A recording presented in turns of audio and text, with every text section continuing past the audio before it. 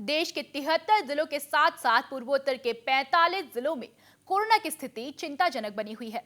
इन जिलों में कोरोना संक्रमण का दर 10% से अधिक दर्ज किया गया है। पूर्वोत्तर के 45 जिलों में से मणिपुर के 8 जिले भी शामिल हैं। इन जिलों में साप्ताहिक औसतन 12% से अधिक कोरोना संक्रमण के मामले दर्ज किए गए हैं। इम्फाल ईस्ट और वेस्ट सहित थौबल जिले में पिछले एक हफ्ते में 100 से अधिक नए मामले दर्ज किए गए हैं। वहीं पिछले हफ्ते 10% से अधिक संक्रमण दर रहा। इन 3 जिलों के अलावा काकचिंग, विष्णुपुर, चुराचंदपुर, टेंगनोपाल और कांगपोकपी जिले में कोरोना के बढ़ते मामलों ने स्वास्थ्य विभाग की चिंता बढ़ा दी है। बता दें कि कल केंद्रीय गृह सचिव अजय भल्ला ने कोरोना वायरस के मामले बढ़ने के बीच पूर्वोत्तर राज्यों और सभी केंद्र शासित प्रदेशों में महामारी के हालत की समीक्षा की। यह समीक्षा ऐसे वक्त में की गई है जब देश में पिछले एक हफ्ते में कोविड-19 की संक्रमण दर 10% से अधिक प्रदर्शित करने वाले 73 में से 45 जिले पूर्वोत्तर क्षेत्र के हैं। बैठक के दौरान सभी केंद्र शासित प्रदेशों और पूर्वोत्तर राज्यों में संक्रमितों की मौजूदा स्थिति और प्रवृत्ति, मृत्यु दर, संक्रमण दर और टीकाकरण की स्थिति पर चर्चा की गई। गृह सचिव ने जांच, निगरानी, इलाज, टीकाकरण और कोविड अनुकूल व्यवहार की 5 स्तरीय रणनीति अपनाने पर जोर दिया। इसमें कहा गया है कि पूर्वोत्तर राज्यों और केंद्र शासित प्रदेशों को जिले तथा शहर स्तर पर हालात की सख्त निगरानी करने और समय रहते उचित कदम उठाने की सलाह दी गई है।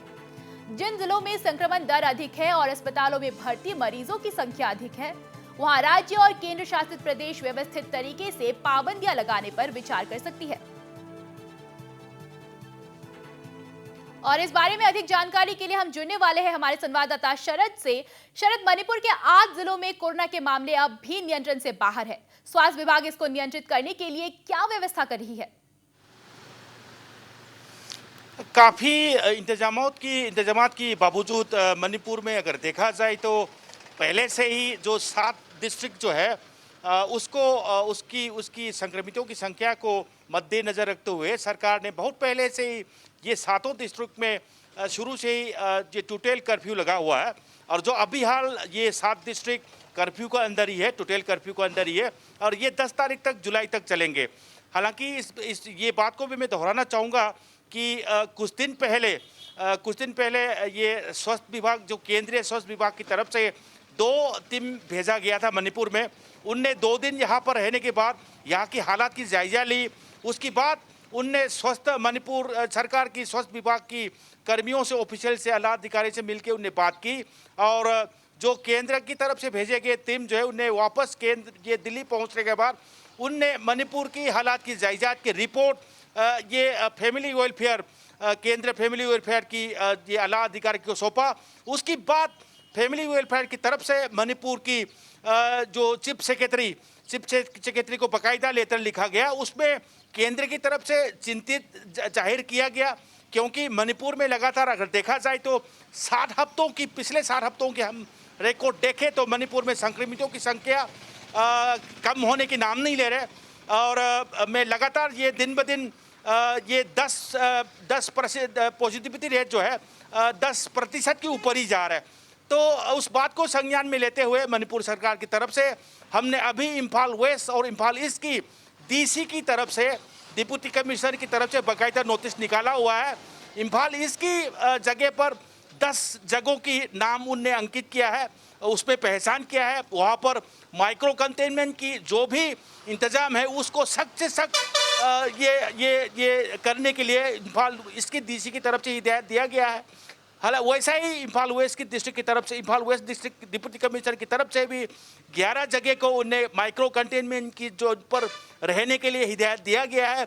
यहाँ पर पुलिस की कर्मी सख्ती से माइक्रो कंटेनमेंट की जो भी काम होता है उसको निभाने के लिए उनको सख्ती ये लगाने के लिए डीसी की तरफ से बाकायदा ऑर्डर निकाला है। और समय पर आने वाले समय पर हम देख सकते हैं कि मणिपुर की बाकी डिस्ट्रिक्ट जो है उसमें भी माइक्रो कंटेनमेंट की जो कड़ी निगरानी जो रखने के लिए डिप्टी कमिश्नर की तरफ से ऑर्डर निकाले जाएंगे।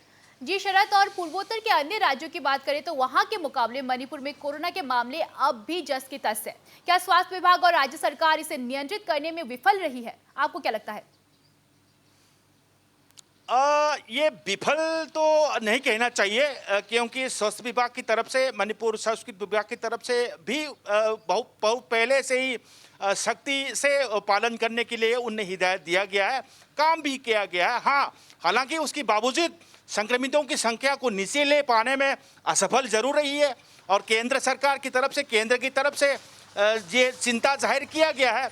आने वाले दिनों में हमें ये देख सकता है कि मणिपुर की जो पहले 7 डिस्ट्रिक्ट से उसमें एक और डिस्ट्रिक्ट जोड़ दिया गया है, कांगपोकपी डिस्ट्रिक्ट, और यहाँ पर सख्ती से माइक्रो जो कंटेनमेंट जोन की जो पालन की सख्ती से पालन करने के लिए ये ऑर्डर निकाले जाएंगे, और देखा जाएगा आने वाले दिनों में संक्रमितों की संख्या नीचे ला पाता है कि नहीं।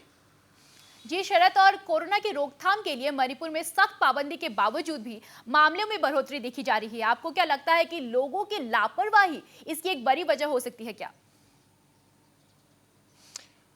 ये मिलीजुली मैं कहना चाहूँगा कि उसमें जो सबसे पहले मणिपुर स्वास्थ्य विभाग की तरफ से ये कहा गया था कि मणिपुर में संक्रमितों की संख्या जो है नीचे नहीं ला पाने की एक वजह उनसे सबसे पहले उनकी तरफ से ये कहा गया कि होम आइसोलेशन अगर सही ढंग से अगर पालन नहीं करेंगे तो उसमें लोगों के साथ, जो अन्य लोगों की साथ जो संक्रमित होने की बड़ी चिंतित बड़ी कारण हो सकती है।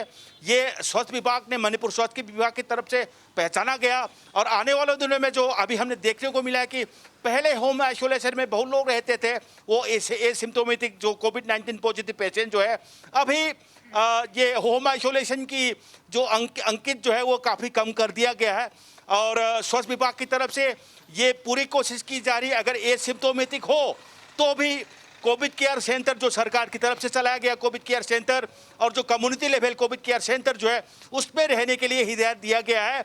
और ये जो माइक्रो कंटेनमेंट जोन और होम आइसोलेशन की जो संख्या जो है उसमें कमी ला पाना, ये आने वाले दिनों में हम देखने ज़रूर है। ये देखना होगा कि संक्रमितों की संख्या में कोई जो नीचे संक्रमितों की संख्या जो है वो नीचे ला पाने में कितना सफल रहेंगे। जी शरद, बहुत बहुत धन्यवाद आपका हमारे साथ जुड़ने के लिए और इन तमाम जानकारियों के लिए।